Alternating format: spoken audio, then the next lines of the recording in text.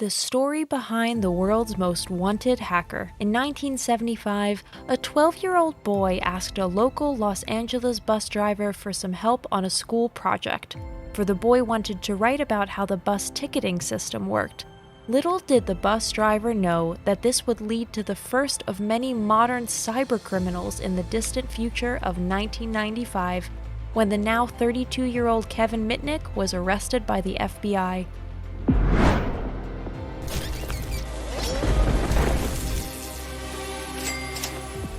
As the internet continues to become more and more incorporated into our everyday lives and services, the world of hacking grows along with it. With hundreds of thousands of hackers operating today, many companies and governments now fight countless battles in the shadows against a torrent of cyber attacks. While many hackers are often anonymous or part of larger hacker groups, you often hear about individuals that epitomize the textbook cyberpunk definition of what it means to be a hacker. This is especially true in the very early days of the internet, when the user base was infinitely smaller, and even before its existence, casino games, cryptography, and telephone systems were all fair game.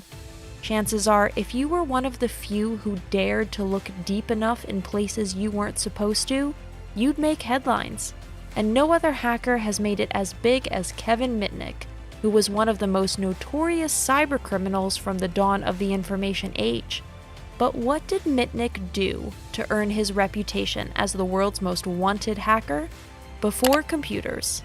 Much of the start of Mitnick's road to infamy began during his upbringing in the 60s. At the age of 3, Mitnick's father had split from him and his mother, leaving Mitnick alone by himself in their Los Angeles home as his now single mother worked long, unpredictable hours as a waitress. Undeterred by the lack of supervision, it was this environment that led to Mitnick becoming something of a wanderer, as he explored the local neighborhoods and sparked a natural curiosity to fight off an otherwise boring childhood. At some point, having exhausted the surroundings, Mitnick wanted to go further out into the greater Los Angeles area. One day, as he rode the bus, the young Mitnick realized while looking at his purchased bus transfer that the slip's security that validated its usage was based on a specific paper punch pattern that marked the transfer's day, time, and route. And so, he had the idea of forging the pattern on his own to essentially create free bus tickets for himself. Finding the tickets themselves was surprisingly easy, as bus terminals had trash bins filled with partly used books of transfers.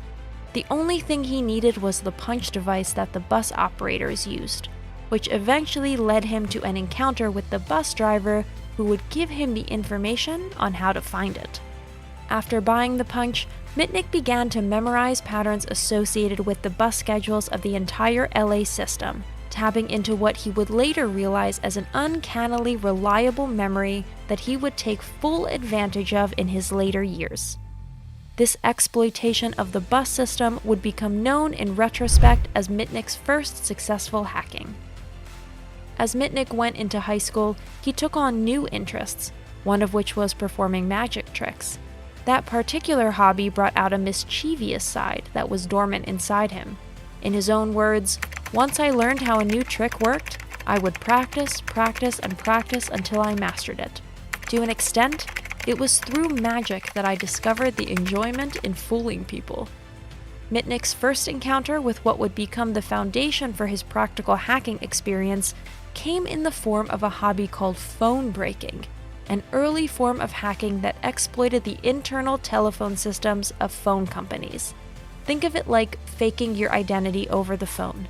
Mitnick would learn and memorize from other students the language and protocols of company staff in order to access any information that he wanted. Having tricked other operators in giving information with this facade, Mitnick would see this as his introduction to social engineering. It came to him naturally. With his father's side having been in sales, one could guess that his knack for influence, persuasion, and deception was inherited from the start, and he would only continue to improve and refine his techniques. Birth of a hacker.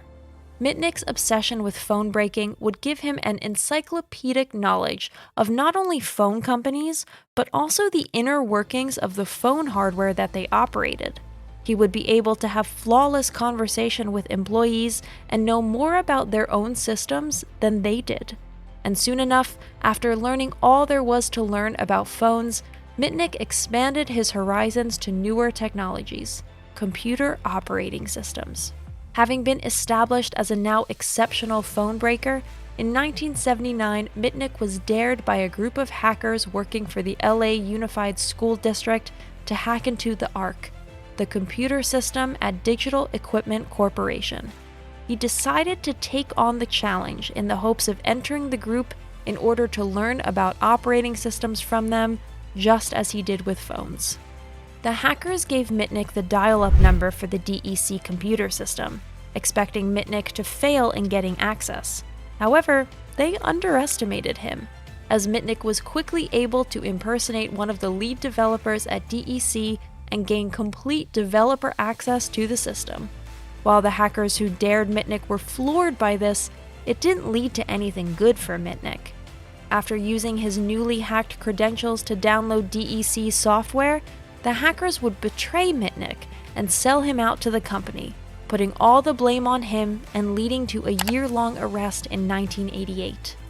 Did Mitnick deserve to go to prison? One debate that has surrounded Kevin Mitnick's name is the ethics of hacking.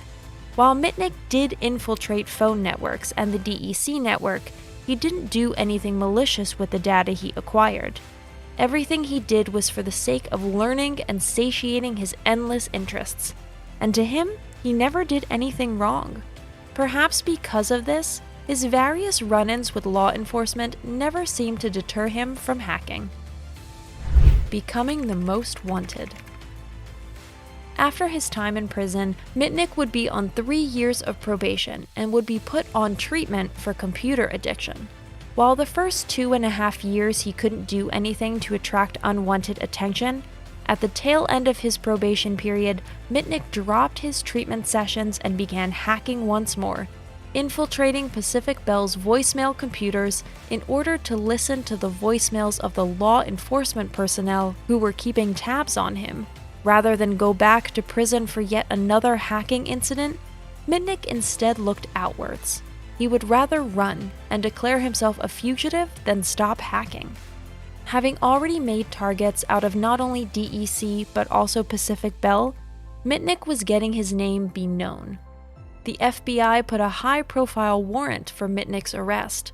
Their search for him was well publicized and was given huge media attention. During Mitnick's time on the run from authorities, his large-scale operations and hacking exploits were taken and ran with by the press. Combined with the companies he hacked claiming thousands in damages and losses, the fugitive Kevin Mitnick quickly had his reputation turn from a small-time nuisance hacker into the most wanted enemy of cyberspace. While he was miffed at becoming this notorious simply for indulging in his pastime, Mitnick would keep his head down for 2.5 years and hide in plain sight. As it would turn out, Mitnick's skill for social engineering was also useful for creating a false persona. Disguising himself under the alias of Eric Weiss in homage to Harry Houdini's birth name, Mitnick shed weight and altered his gait by putting stones in his shoes, becoming a systems administrator in Denver, Colorado. Later, while still on the run, he would switch over to the alias Brian Merrill and move to Seattle, Washington to become a medical center IT employee. All the while, Mitnick would continue hacking various phone companies such as Motorola. As the World Wide Web came into public usage, Mitnick would also steal data over the internet, including sensitive information like credit card numbers from the San Francisco Bay Area. Whether he did so willingly or not, Mitnick kept hacking as effortlessly as he breathed. It was only a matter of time before he would get caught again. The arrest. Mitnick continued to live undercover as the FBI continued their search, having now moved to Raleigh, North Carolina. But at some point, he had realized that the sheer volume of his activity would prove highly risky if he wanted to stay a free man. To evade surveillance, Mitnick had planned to modify the source code of his cell phone and began hacking in order to acquire the code necessary to remove any of his identifying information. This would lead to his chance hacking of computational physicist Tsutomu Shimomura, who not only took notice of what happened when Mitnick hacked him on the Christmas of 1994, but also took challenge to his own breach. There was a sense of mockery with the attack. Shimomura's own computer outfitted with self-developed security tools. For Shimomura, catching Mitnick was perhaps a matter of pride. By doing a deep examination on the aftermath of Mitnick's attack, Shimomura was able to determine Mitnick's location, and by February 1995, Kevin Mitnick was arrested, ending the bounty put on his head. After the end of the long chase, whether it was a failing of bureaucracy or simply being fed up with his behavior, Mitnick was left in prison for nearly 4.5 years before going to court, with 8 months being in solitary confinement. At this point, Mitnick's legend has evolved to incredulous heights, with law officials famously being convinced at one point that he could start a nuclear war with just a payphone. Finally, in 1999, Mitnick would plead guilty for wire and computer fraud, in addition to interception of wire communications. He would be released in 2000, having served 5 years in total. By the time he was released, popular media had capitalized on Mitnick's reputation as the world's most wanted hacker. The courts prevented Mitnick from legally profiting off of books or films surrounding him for 7 years after release. Despite Kevin Mitnick's now famed reputation, today he denies much of the exaggerated accounts of his alleged crimes and has actively spoken against the processes that led to his arrest. He believes that he was made an example of by the law, which only began to create laws against hacking and social fraud because of people like him, despite not using any of the data stolen for anything self-serving. In fact, today, Mitnick is very much the opposite of a cybercriminal, running a world-class security firm as a multi-millionaire IT consultant. In some ways, crime does pay, but maybe not in the ways you'd expect. So there you have it. We hope you enjoyed this look into one of the most famous hackers in the world. Do you think Mitnick's arrest was justified? Let us know in the comments below. If you liked this video, make sure to like and subscribe for more criminal profiles. Thanks for watching, and see you soon in the next video.